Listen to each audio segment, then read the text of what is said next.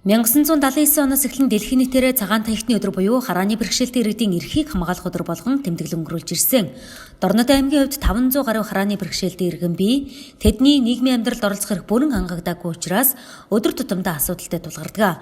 Тухайлбал зам талбайгаар гарах асуудал хамгийн хүндрэлтэй гэсэн харааны бэрхшээлтэй иргэдэс ирүүлсэн саналыг үндэслэн өнгөрсөн онд эмнэлгийн хойд талын уулзвар дээр дууд гэрлэн дөхөө байрлуулсан.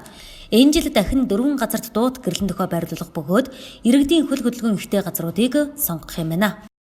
За аймгийн хэмжээнд бол одоо хөшөмшөлтэй иргэн ашиглаж байгаа нийтдээ 700 гаруй байгууллага байгаа гэж 700 гаруй иргэн бол ажиллаж байгаа.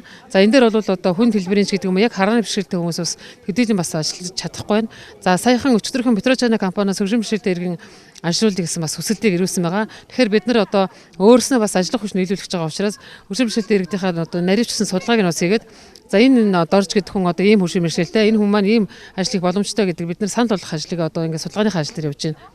Түүнчлэн хөгжлийн бэрхшээлтэй иргэдийн төрийн үйлчилгээ авах боломжийг нэмэгдүүлэх үүднээс үйлчилгээ үзүүлэгч төрийн байгууллагуудын нийгмийн ажилтнуудыг бариад үсгийн болон дохионы хэлний сургалтанд хамруулж байна. Эхний удаад 25 байгууллагын ажилтан хамрагдсан бөгөөд аймгийн хэмжээнд 2 сургагч багшийг бэлтгэж байгаа юм байна. Ингэснээр сургагч багшаар дамжуулан төрийн байгууллагуудад бариад үсгийн болон дохионы хэлний ажилтнуудыг бэлтгэж хөгжлийн бэрхшээлтэй иргэдийн төрийн үйлчилгээ авах боломжийг дээшлүүлэхээр зорж байна.